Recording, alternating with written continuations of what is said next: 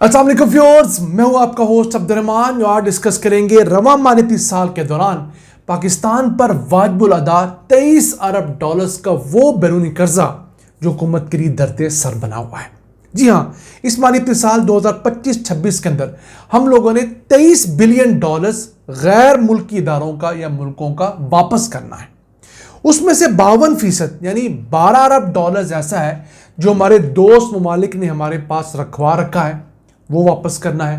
लेकिन उसे हम मिन्नत तरला करके रोल ओवर करवा ही लेते हैं। इमरान खान के दौर से ऐसे ही चलता आ रहा है। इसके अलावा 11 अरब डॉलर्स की रकम ऐसी है जो हमें वाकईतन वापस करनी पड़ेगी। ये पैसे हैं एशियन डेवलपमेंट बैंक के, वर्ल्ड बैंक के, इस्लामिक डेवलपमेंट बैंक के या IMF वगैरह के। इन्हें दिए बगैर हमारा गुजारा नहीं है। तो ये जो 11 अरब डॉलर्स है, इसे रिप्लेस करने के लिए हमें तकरीबन 15-16 अरब डॉलर्स मजीद कर्जा लेना होगा। वो क्यों? इस पैसे का हमने सूद भी तो अदा करना है। वैसे पाकिस्तान अगर पिछले साल को देखे तो हम लोगों ने 26 अरब 70 करोड़ डॉलर्स का मजीद बैरूनी कर्जा लिया और इसमें से ज्यादा रकम हमने पुराना कर्जा उतारने के लिए लिए थी। और पिछले साल हम लोगों ने जो सूद की रकम अदा की है वो 4 अरब डॉलर्स है तकरीबन। यानी प्रिंसिपल अमाउंट जो हम लोगों ने वापस की वो तकरीबन 22 अरब डॉलर्स थी। 4 अरब डॉलर्स हम लोगों ने सूद की मद में अदा किया है। अब कितने पैसे बनते हैं? 1120 अरब रुपए। अगर हम डॉलर की प्राइस पिछले साल में 280 रुपए अज्यूम करते हैं औसतन, यह रकम पिछले पूरे साल के अंदर मुल्क में वफाकी हुकूमत की जानिब से खर्च की जाने वाली डेवलपमेंट की अमाउंट से ज्यादा है।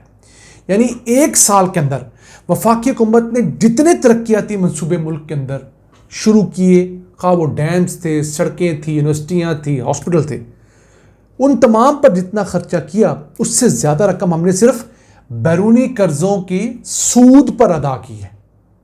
अभी इसमें मैं अंदरूनी कर्ज़ों का जिक्र नहीं कर रहा।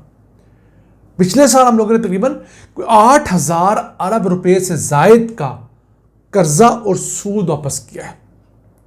तो अब इससे अंदाजा लगाइए कि हमारी माशी हालत अभी भी फ्रेजाइल है।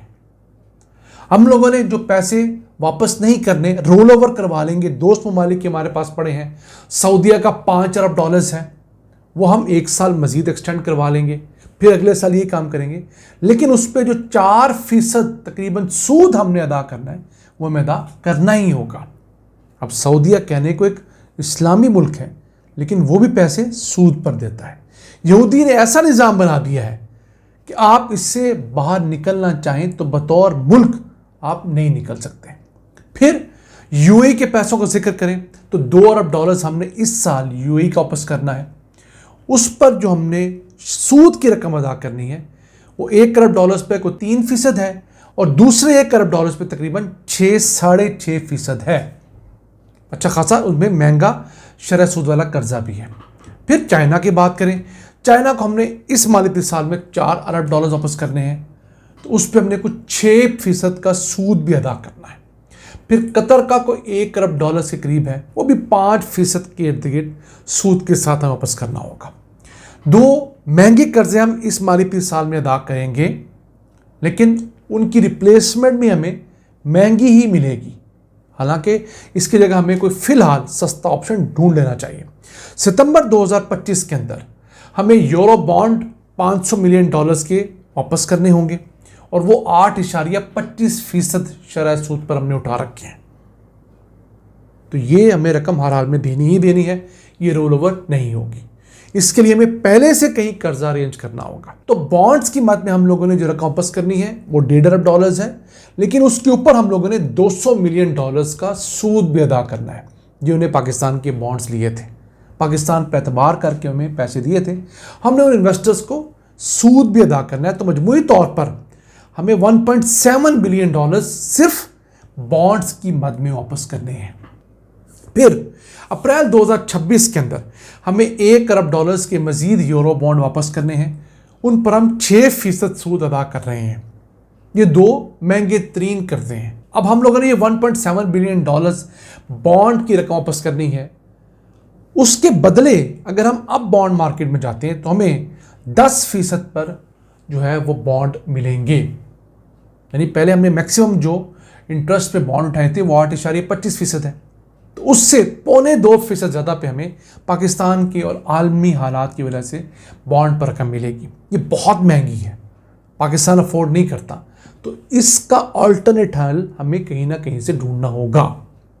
उसके अलावा कमर्शियल लोन्स हैं, मसलन हम लोगों ने चाइनीज़ बैंकों से लिए हुए हैं, यानी एक तो हम चाइनीज़ हुकूमत से कर्जा लेते हैं ना, फिर हम चाइनीज़ बैंकों से ज़्यादा कर्जा ले लेते हैं। ये ऐसे ही है कि बड़े भाई से भी ले लें, दरमियान वाले से भी ले लें, छोटे से भी कर्जा ले लें, तो हम उस मॉडल पे हैं। कमर्शियल लोन हम लोगों ने $2.30 करोड़ वापस करने हैं, वो रोल ओवर नहीं होंगे, वो हमें वो वापस ही करने पड़ेंगे।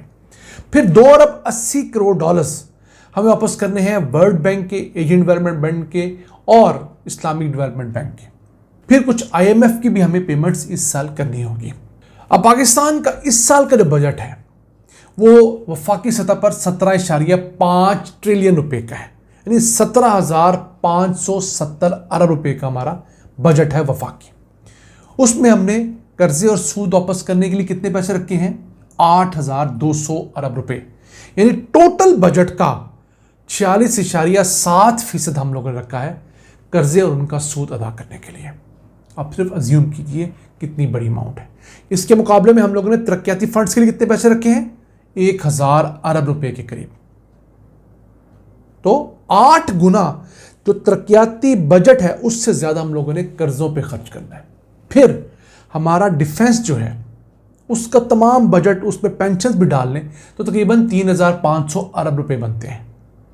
तो समझ लीजिए जितना हमारा डिफेंस का बजट है टोटल, उससे भी कोई 2.5 गुना ज्यादा हम लोगों ने कर्जे और सूद अदा करने इस साल के अंदर। तो ये जो हालात हैं पाकिस्तान के, इसका हल सिर्फ मिल बैठकर तमाम हुकूमती अपोजिशन पार्टियों को ही निकालना होगा, वरना कोई एक हुक्मरान भी होली सोली इस मसले को हल नहीं कर सकता। मेरा मानना है कि खा इमरान खान ही क्यों ना आ जाए, वो भी इस मामले के अंदर 6 महीने बाद उतना ही गंदा हो जाएगा जितना इस वक्त PDM-2 की हुकूमत है। क्यों? चैलेंजेस बहुत बड़े हैं। मुल्क के अंदर अगर सियासी इस्तेहकाम होगा, मुल्क के अंदर माशी इस्तेहकाम होगा, तो आप दहशतगर्दी से भी निबड़ लेंगे, शिद्दत पसंदी का भी मुकाबला कर लेंगे, महंगाई को भी कंट्रोल कर लेंगे। जो सख्त आपने फैसले लेने हैं इकॉनमी को ठीक करने के लिए, वो भी आप करेंगे। और पाकिस्तान को एक मुश्किल फेज के बाद, एक बड़े मेडिकल ऑपरेशन के बाद जब ICU में शिफ्ट करेंगे, तो वहाँ से हमारी जो रिकवरी होगी वो इंडिया की तरह एक बेहतरीन रिकवरी होगी। नाज़रीन, ये था आज का एपिसोड। हम उम्मीद आपको पसंद आया होगा। अपनी सजेशंस, अपनी आरा से हमें आगाह रखा करें। अपने मेज़बान अब्दुल रहमान को इजाज़त दीजिए। अल्लाह के